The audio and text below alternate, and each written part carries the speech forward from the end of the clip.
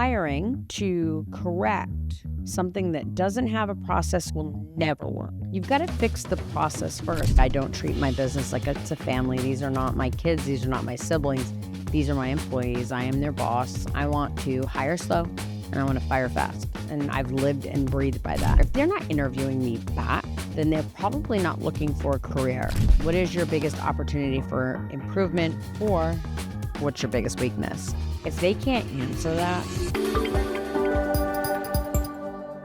Hello, and welcome to another episode of Special Ops Podcast. I'm Emma Rainville, your host. I'm thrilled to be here with you today. I am going to be talking today about hiring mistakes, why they can cost you greatly or earn you tremendously. So today on Special Ops, we're going to be walking through hiring processes and why they are so important. Very often, I find, and I did this myself as a new business owner when we first started Shockwave, business owners tend to meet people and try to conform roles to people, or they don't onboard people very well, and it creates a complete disaster and a money waste. So let's kind of run through what should happen in what order when you're looking to hire. The very first thing I want to make sure everybody understands is hiring to correct something that doesn't have a process or has a bad process will never work. You've got to fix the process first. Very often people will have issues and problems in their business and they think, oh, I need to hire someone to deal with that. When really someone just needed to sit down and think through, how do we make it so that it's not a recurring problem that needs to be dealt with? And that very, very often is the case. So the first thing you want to do is sit down and write the job description. What is the role you're hiring for, and what is going to be encompassed in that role? And so once you have that, you want to look at that role and you want to look at your SOP deck.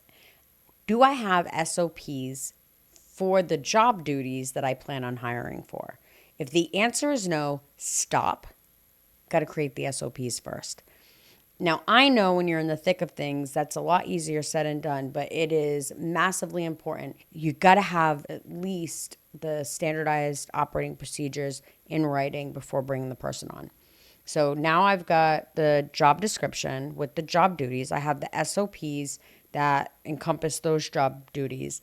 Now I'm going to look at that and say, what are 1 to 3 numbers that I can look at weekly or monthly, depending on the role, in order to make sure that that person is doing a good job in the role that they've been hired for. So what does success look like for this role?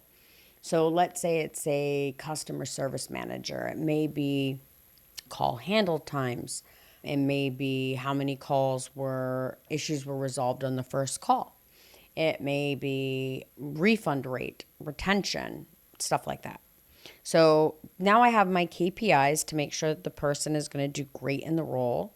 So now I've got that all built out. We've talked about building an avatar for who you hire previously. If you didn't see that episode, go back and watch it. Your values-driven future is what I'm talking about there. What values do the people that you hire hold? So I've got my values that I'm looking for. I've got my avatar of the person that I'm looking for. I've got the job description with the job duties. I've got the SOPs for the job duties that they're going to be responsible for. And now I can go look. I can't go look, I can't go interview, and I can't go hire until I have those things. That's going to set them up for success, and that's going to set you up as the interviewer for success for the person that you're trying to hire. The next thing that I would do, and I strongly recommend Preview. Preview HR, P-R-I-V-U-H-R.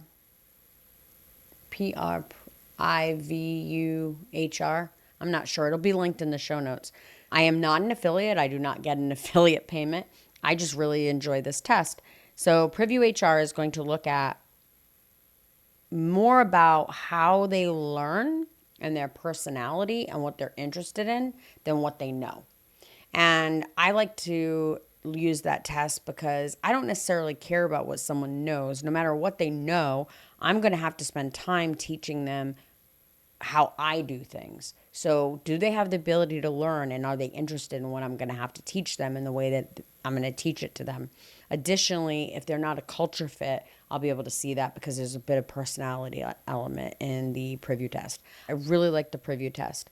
So I'm going to utilize the preview test when I'm looking at applications. I like to put my job descriptions on job boards. I particularly like Dynamite jobs, but there are a ton of different ones out there that you can use. Once you get good candidates in that you want to interview, you're going to shortlist them based off their resume. I generally send them questions that they need to answer before they get to the point of interview. We shortlist them and then we send them a preview HR test. And that allows me to see who they are, if they're a good fit. And then once we get past that component, now we're going to do an interview. And so our interviews, the first interview is generally about 2 hours long. If it's one of my Shockwave team members that are going to be client facing, it might go longer than that, depending on their answers, but it's generally going to be between 1 and 2 hours. A customer service person is probably going to be closer to 45 minutes to an hour, whereas a customer service manager would be an hour and a half, and an operations person 2 to 3 hours. So the role definitely quantifies how much time I'm going to spend with the person.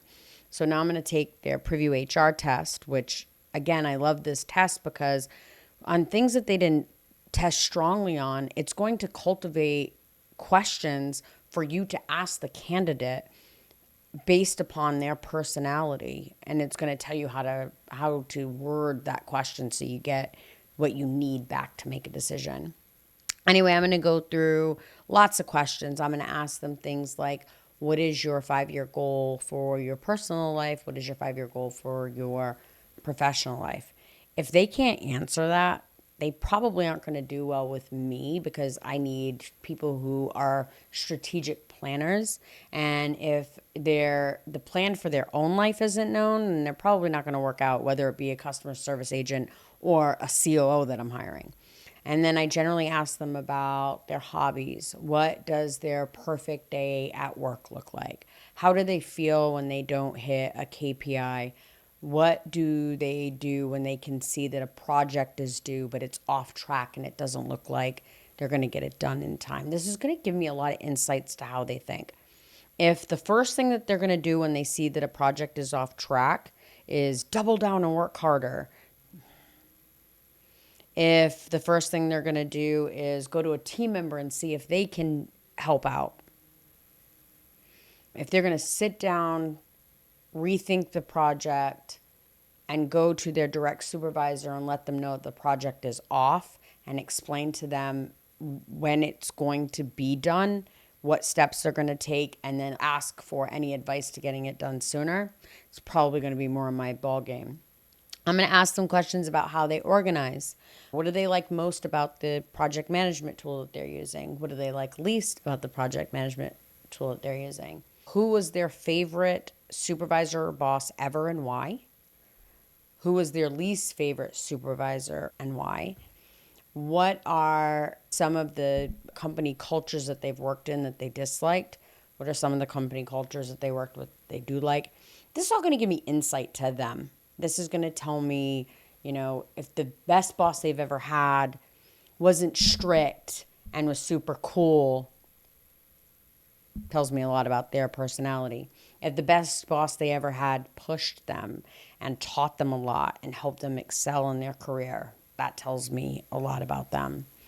If they give me answers that have to do with their own personal growth, that excites me a lot. If they give me answers about how they get to cut corners or get extra time off or anything that doesn't sound like it's part of our culture, it gives me some good insights there. So once I've asked them a whole bunch of questions, then I'm going to open up the floor for them to ask me. I generally don't love hiring people that didn't ask me good questions about what does success in this role look like? What is the culture at the company? Who is your favorite type of employee to work with? Who's your least favorite? If they're not interviewing me back, then they're probably not looking for a career. And again, it does depend on what I'm hiring for. If I'm hiring for a janitor at a manufacturing plant, they're probably not going to ask me a lot of questions about culture. But if I'm hiring a director of operations and they're not asking me a lot of questions and they're looking for a job, not a career. So I want to be really diligent about making sure that they're asking me the questions appropriately for the role that I'm about to hire them for. From there, the interview concludes. Again, depending on the role, sometimes I'll have my team interview the person. I really like to hear Richard, Tiago, and Saka's insights on candidates, particularly for the Shockwave team, particularly in the ops position, because it's important to me that they're going to rely on that person. It's important to me that we hire somebody that they're going to feel like they can trust and rely on. Yo, we interrupt this pod to tell you to like and subscribe. What are you doing? Why haven't you liked? Why haven't you subscribed? Just subscribe. What's the problem? In all seriousness, subscribe so that you get notifications every time we drop new content. Additionally, if you have not signed up for our Visionary Vault, what the hell?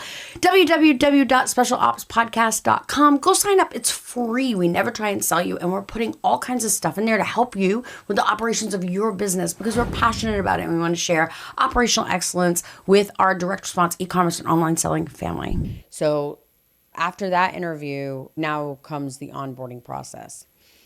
A really, really good candidate will likely have another role and will likely not want to leave that role until you give them a permanent job offer. That being said, a high quality candidate is going to want to make sure if they're going to make a move that it's a good one. So I always offer them the ability to work with us on a short project before we all make the decision for forever. And when I say forever, it doesn't necessarily mean forever, but the long term. I'm hoping that if I hire someone, they're at least going to be around for the next 3 years. Really, I want them to have a plan of being here as long as the job can grow with their growth. I offer a working interview where they get paid to produce X deliverables. And again, it's going to very much be aligned with the role that I'm hiring for. So they're going to sign an NDA. We're going to offer them X dollars, give them 2 weeks. I generally give them a lot more time than it would take, knowing that they're likely working another role while they're doing this. So nothing that's urgent. So they have 2 weeks to get me back the deliverables. They have access to the team to ask questions, to get help, whatever they need. So that way also do personalities mesh. Are they asking my team questions that could have been Googled or that's sitting in a drive that they've already been given? Or are they going to do their due diligence first? And we intentionally leave some things out so that we know that they're comfortable with asking, but we also make sure that they have access to many things to make sure that they're going to do due diligence before taking other people's time. Once we get past that, then the official job offer comes where it's, hey, come work with us full time and be part of our, and I say family very loosely. I don't treat my business like it's a family. These are not my kids. These are not my siblings. These are my employees. I am their boss. I understand that. They understand that, but we do care about each other very deeply. So I'm going to invite them to come work with us. And then the onboarding process is going to be well laid out. On Monday, I actually never start anybody on Monday. I like to start people on Tuesday. But on Monday, we're going to do their onboarding paperwork. We're going to give them all the SOPs for what does holidays look like? What do we do at Shockwave for PTO? What do we do at Shockwave for vacation time? What are the SOPs surrounding the project management tool? How do we function as a team when someone has an issue with another team member? Like, we actually have SOPs for all this. So they're going to read all of that. They're going to sign off that they've read it all and that they understand what their role is and they have no questions. And then we're going to get started on those SOPs on Tuesday. And so each day for the first 2 weeks is planned out. We're a remote team. So you can't really hand somebody a whole bunch of stuff and say, go and good luck. You really got to spend time working with them to make sure that they've understood, because again, sometimes people think they understand something and didn't. So we want to make sure that they actually understood. So in the morning, they may spend a little bit of time with Richard, and then we'll give them some SOPs designed around what Richard knows in marketing that they'll be handling. And so remember I said, even if you've got to go and just put them together kind of sloppily, make sure you have them. We're going to review their job duties what they're responsible for delivering. I'm going to give them that SOP, and whether that SOP I believe is an A+ SOP or a D SOP, they're going to rewrite the SOP. As they're doing it, they're going to update it. What's the most effective, efficient way to do this? We generally update all of our SOPs in my company every 6 months. I don't, now with AI for the past year and a half, that really hasn't been enough. I'm looking to figure out how we do that more often. But when I onboard someone, all the SOPs that have to do with their role, whether they've been updated 2 months ago or 6 months ago, the person who's now going to be responsible is going to rewrite it. And we're going to go over it together, and we're going to make sure that it is the most effective, most efficient way. But things definitely change. Automations have changed everything. Automations are easier than ever. So as we're looking through all of our SOPs, we're challenging the person that we're onboarding to look at ways to kill, automate, or make more effective and efficient. Every day for 2 weeks, their entire day is going to be planned where different points in the day they're going to meet with different members of the team to make sure that their onboarding goes well. We're going to make sure to review all their KPIs the last day of their first week. So I generally start them on Tuesday, and on Friday afternoon, I'm going to review the SOPs that they're going to be ultimately responsible for. And I generally put those in effect the first of the month after they start, or 2 weeks after they start. If they started at the tail end, can't really expect people to come up with results in the first 2 weeks.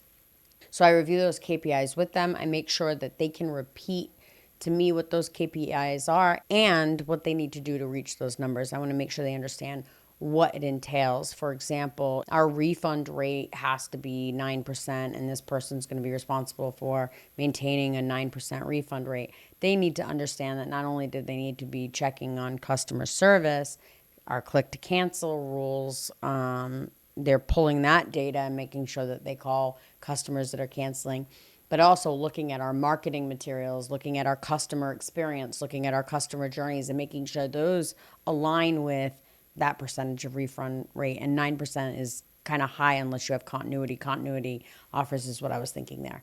And then I want to have in the calendar, the day they start's in the calendar, their 30-day review is in the calendar, and their 90-day review is in the calendar. I want to review how they're doing. I want to hire slow, and I want to fire fast. And I've lived and breathed by that, and I really do live and breathe by that. So after you've onboarded them, if you're not taking time 90 days in to look at what they're doing and reset anything that they're doing wrong, very, very likely if they don't succeed at their role, it's because you didn't do that. At the 90-day mark, I want to do it again. Are you on track to really be a rock star here in the next 90 days? So once you're half a year in, you should be a rock star at your role. Are we on track for that? If not, what mentorship, what resources, what things do I need to do to make sure that you are going to be successful here? So I hope you enjoyed this podcast. This was a fun one for me because I love talking about hiring. I'll do another one on mentorship here soon, on mentoring your people and how to do that effectively. But if you go to the Visionary Vault, that's going to be at www.specialopspodcast.com, and you sign up for our Visionary Vault if you haven't already. Inside there will be interview questions Emma likes to ask, and you'll see all the interview questions that I ask. My favorite, by the way, is what is your biggest opportunity for improvement, or what's your biggest weakness? So I really, really like that one. Anyone who says, I don't have one, I never hire, ever. You're not self-aware, or I can't think of one. You're not self-aware, and you're not pondering how to do better. I don't want to work with you. I will say, too, it's really interesting, some of the answers I've gotten over the years. I would say that my all-time favorite answer, I was interviewing a girl for a executive assistant role. I was living in Puerto Rico at the time, and my role had just exploded, and I needed an assistant pretty badly. I was on a call with a girl interviewing her. She lived in Florida, and I said to her, what is your biggest opportunity for improvement? Or, i.e., what's your biggest weakness? And she said, I'm a real badass when it comes to my job. But sometimes I go on benders and disappear for a few days. At first, I thought she was joking. She wasn't. She was dead serious. She had an alcohol problem and a drug problem, and she was very honest in the interview. Of course, I didn't hire her, but thank God I asked the question because, never know what you're going to get. I hope you enjoyed this episode. Go grab your interview questions, and we'll see you next time.